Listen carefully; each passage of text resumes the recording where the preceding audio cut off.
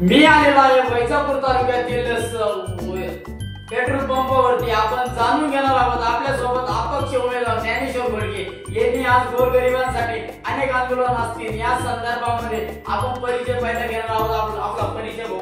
नमस्कार. मी ज्ञानेश्वर घोडके 112 वैजापूर गंगापूरसाठी उमेदवारी करत आहे. गेल्या 15 दिवसांमध्ये वैजापूर गंगापूर तालुका क्षेत्रामध्ये 90% गावामध्ये मी विजय केले आहे. दौरा करत असताना अनेक लोकांच्या समस्या जाणून घेतल्या आहेत. तळागाळामध्ये जी विकासाबद्दल कमतरता असेल त्याबद्दल जाणून घेतले आहे. निश्चित बेरोजगारीचा प्रश्न वैजापूर तालुक्यामध्ये मोठ्या प्रमाणात आहे.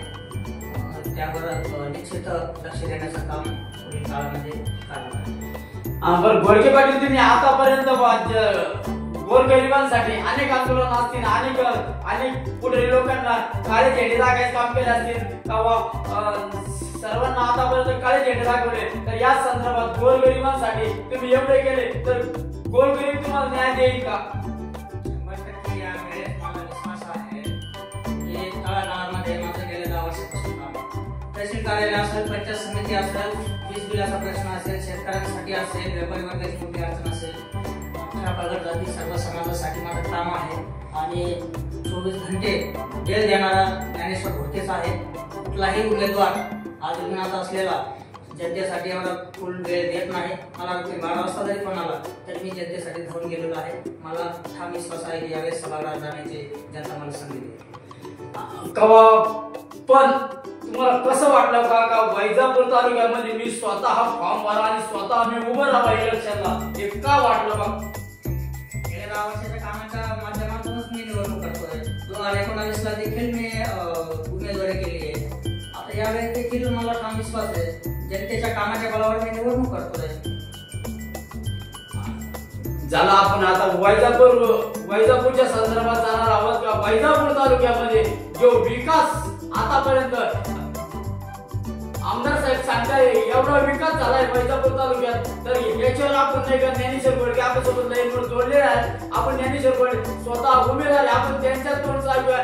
ज्ञानेश्वर घोडके बाबा, तुम्ही आतापर्यंत एवढा विकास वैजापूर तालुक्यामध्ये एवढा चालू आहे बाबा, आमदार साहेब सांगताय का एवढा निधी आणलाय वैजापूर तालुक्यामध्ये आतापर्यंत कोणत्याही मंत्र्यांना नाही का कोणी आणला नाही, तर याच्यावर आपली काय उत्तर आहे?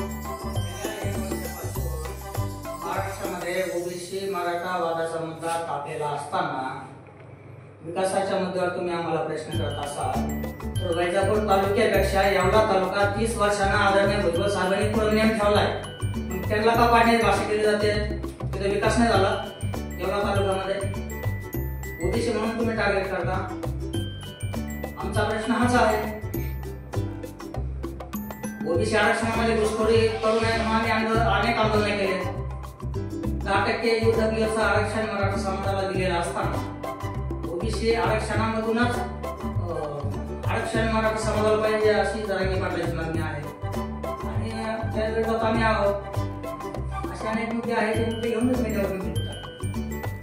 आणि नाही जे वैजापूर तालुक्यामध्ये ज्ञानेश्वर तुमचा चांगला दराड आहे, तर या संदर्भात वैजापूर तालुक्याचा विकास तुम्हाला कसा वाटतो बा? वैजापूर तालुक्याचा मी तालुका दौरा केलाय ना. 90% गावामध्ये जाऊन आलो. ज्या ठिकाणी कमतरता आहे त्या ठिकाणचा माझ्याकडे मॅनेजमेंट मी केलंय. माझ्याकडे प्लॅन आहे. विकासाच्या दृष्टीने निश्चित वैजापूर तालुक्याचा चेहरा बदलल्याशिवाय ना कमतरता जी आहे ते काम मी निश्चित मागे लावायचं. नाही, वैजापूर तालुक्याचे आमदार साहेब सांगताय का पण ज्या गावात असतं त्या गावात मी जाणार नाही, तर याच्यावर आपलं काय प्रत्युत्तर आहे? जनता निवडणूक देते ना.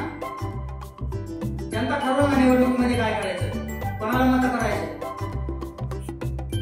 जनतेच्या हातात प्रश्न आहे, ते तुमच्या आमच्या हातात सुद्धा आहे. बरोबर आहे का?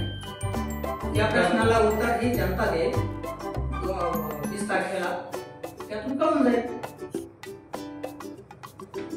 आता राहिला मुद्दा पुढचा. तुम्ही आतापर्यंत एवढे अनेक उपोषण आंदोलन केले, तर या संदर्भात जनता तुम्हाला न्याय देईल का? 100% मला विश्वास आहे अनेक आंदोलन मी या वैजापूर तालुक्यामध्ये जनतेसाठी केलेलं आहे. अनेक आंदोलन करत असताना माझ्यावर अनेक गुन्हे दाखल झालेले आहेत.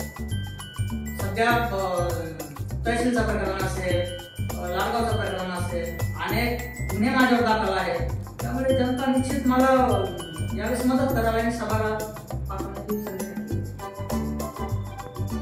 जर तुम्हाला जनतेने जर आमदार केलं तर तुम्ही जनतेसाठी काय करशाल वैजापूर तालुक्यात? निश्चित काही कामाचा प्लॅन माझ्याकडे आहे. बेरोजगारीचा प्रश्न असेल, पटसोडा साखर कारखान्याचा प्रश्न असेल, वाळू एमआयडीसीचा प्रश्न असेल, मी जे कामात पेंडिंग राहिलेले निश्चित विकासात्मक केलेले बरं ना. आता लाडकी बहिणीच्या संदर्भामध्ये काहीचे पेमेंट आले, काहीचे बाकी आहे, काहीचे याचे हे, तर या संदर्भात लाडकी बहिणीच्या संदर्भात आपली काय कधी केले? लाडकी बहिणीच्या संदर्भामध्ये माझ्या माता मावळ्याला जर मदत झाली असेल मी ते सांगतोय. लोकांना जर मदत झाली असेल तर ते निवडणुकीत दाखवतील ना. लोकांना जे तालुक्यामध्ये जी मदत झाली, जी नाही झाली, ते जनतेच्या हातातला हा प्रश्न आहे. येणाऱ्या 20 तारखेला जनता उत्तर देईल त्यातून.